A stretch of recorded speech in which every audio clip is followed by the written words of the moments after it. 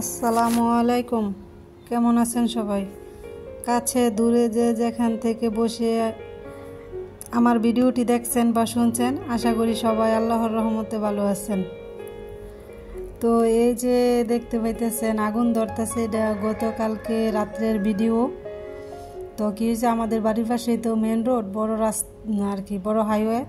তো উপরের লাইনের যে রাস্তাটা আছে ওইটার কাজ চলতেছে। তো হঠাৎ করে আমি পাকঘরে যাওয়ার পরে দেখতেছি কি যে এত আগুন আর ধোঁয়া উঠতেছে, আগুন ছড়াইতেছে। তো এটা দেখে তো আমি ভীষণ ভয় পেয়ে গেছি, কারণ দেশের বিভিন্ন জায়গায় যেইভাবে আগুন লাগতেছে আর এত ক্ষয়ক্ষতি হইতেছে মানুষের, এটা তো আমরা সবাই দেখতেছি বা জানতেছি। তো এটা দেখে ভীষণ ভয় পাইতেছিলাম। আর বুঝেন না, দোয়া কালাম পড়তেছি, আবার সাথে হয়েছে যে কারেন্টের তারের খুঁটিগুলো।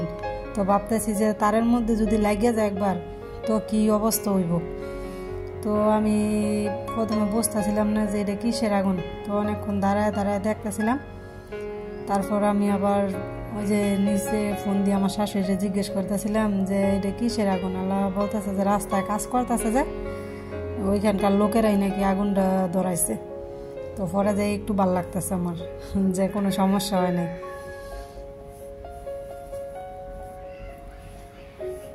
ভিডিওর শুরুতেই বলে রাখি, পুরো ভিডিওটি দেখবেন, প্লিজ একটা লাইক করে যাবেন।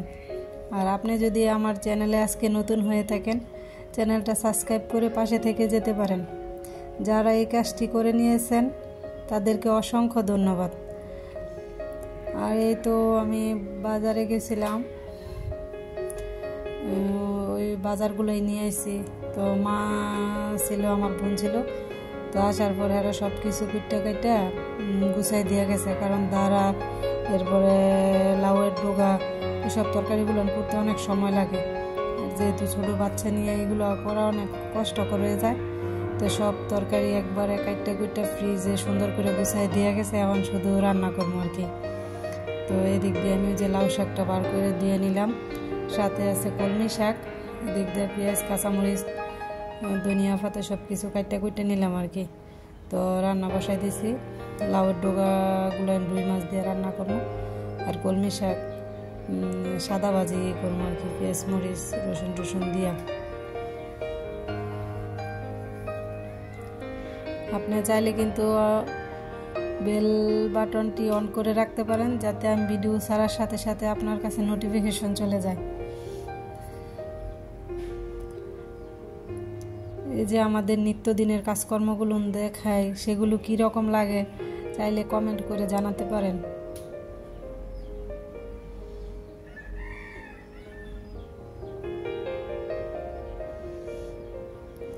স্কিপ না করে পুরো ভিডিওটি দেখবেন, হয়তোবা ভিডিওর কোনো না কোনো অংশ ভালো লেগে যেতে পারে। তো আপনি চাইলে আপনার ফ্যামিলি বা ফ্রেন্ড সার্কেলের সাথে ভিডিওটি শেয়ার করতে পারেন। তরকারিতে যে মাছ ধনিয়া পাতা দিয়ে দিলাম। তো আমার ছোটো মেয়েটা মাছ মুখেও দিব না, বড়জন তো মনে দেখলে কোনো সময় খাইব, কোনো সময় খাইতো না। তো এই জন্য মাছ কম করেই দিলাম, 3 পিস। এই যে পানি থেকে কি দিয়েছি জানেন? তুলসী পাতা, গরুর কাঁচা দুধ, যেটা জাল ছাড়া আর কি, জাল করা ছাড়া। আর সাথে দিছি স্বর্ণ আর রূপা, পানিতে সুবান দিয়ে তুললে ফক্স বা এলাকার মধ্যে পানসাকুড়াও বলে, এগুলো হইলে নাকি এগুলো দিয়া গোসল করাই দিতে হয়। তো মাদের যেহেতু ফক্স বের হয়েছিল, তো আজকে মাদের এগুলো দিয়ে গোসল করাই দিব। তো আপনাদের এলাকা তো এগুলো দিতে হয় কিনা কমেন্ট করে জানাবেন।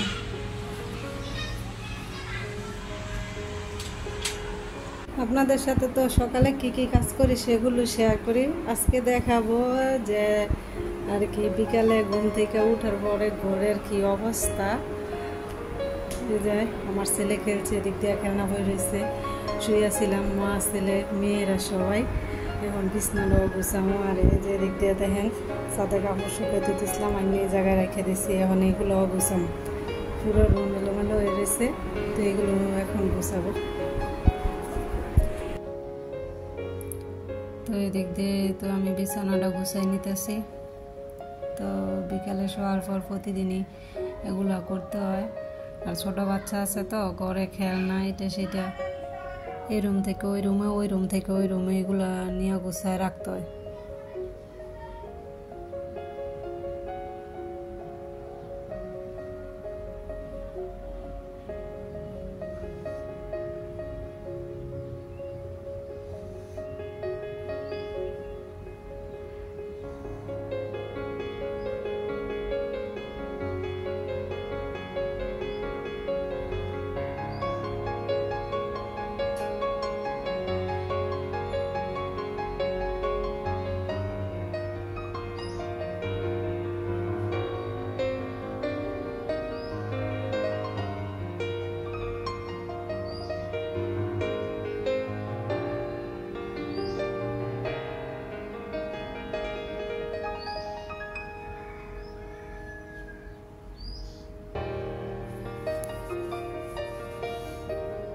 তো খেলনাগুলো নিয়ে ঝুড়িতে রাখবো, রাখার পর সোফার কাপড়গুলো গুছাবো। ছাদ থেকে আইনে শুধু রেখে দিয়েছিলাম। তো বিকালে শোয়া থেকে ওইটা, তারপর ভাবলাম যে বিছনা গুছাইয়া কাপড় চোপড়গুলো গুছাই নিই।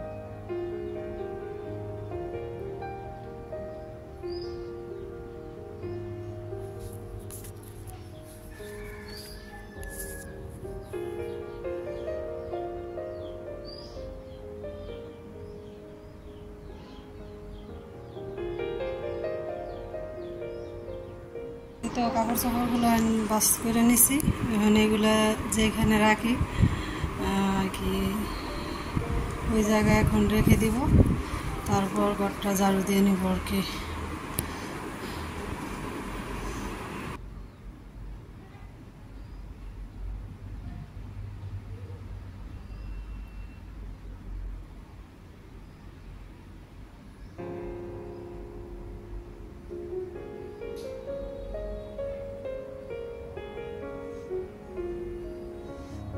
রুমটা সেই সাথে ঝাড়ু দিয়ে নিতেছি। এখন বিকালের কাজকর্ম শেষ আর কি, এখন আর কাজ নেই। হয়তো বা ছেলেরা নিয়ে একটু নিচে যাবো, সারাদিনও ঘরে থাকে, সকালের দিকে বেরোয়া হয় না। তো বিকালবেলা একটু এখন করে নিয়ে একটু নিচে ঘুরতে যাবো আর কি।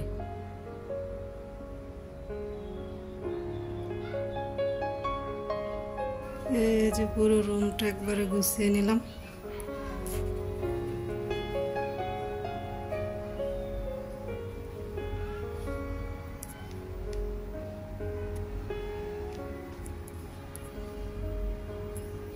একবারে ঝাড়ু টাড়ু দিয়ে পুরো রুমগুলো গুছিয়ে নিছি।